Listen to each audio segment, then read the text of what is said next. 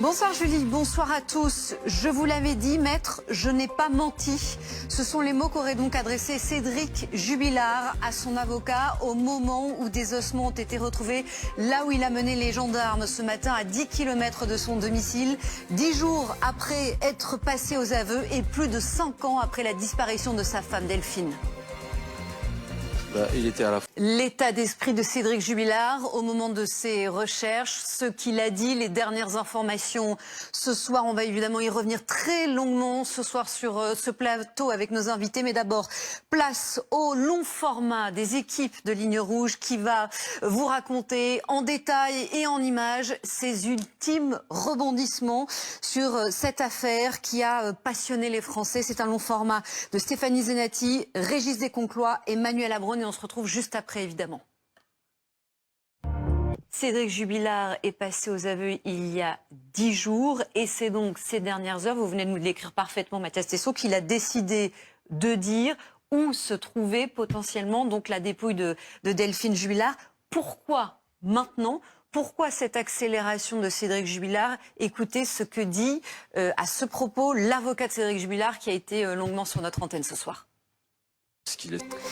Il est 22h32 à la une ce soir, ces images juste derrière moi. On est à 26 départements en vigilance orange pour orage. Des orages accompagnés encore aujourd'hui d'épisodes assez violents de grêle qui pourraient occasionner de nouveaux dégâts comme ceux à quoi nous avons assisté hier.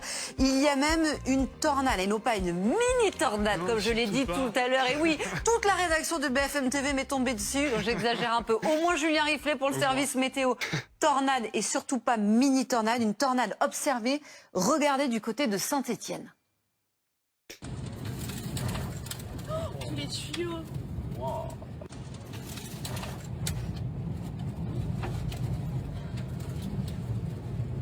La tornade c'est mieux. Mais elle bouge pas par contre. Voilà pour ces images, nous avons d'autres séquences envoyées sur cette tornade du côté de Saint-Étienne. On va regarder encore. On va commenter des images ensemble, Ludovic Pingano.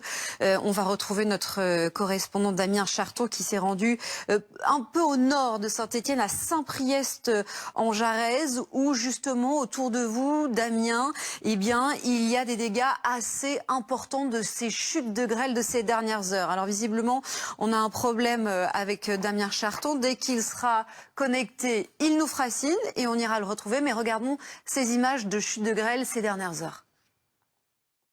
On en parlera de ce téléphone portable parce qu'il reste introuvable à ce stade.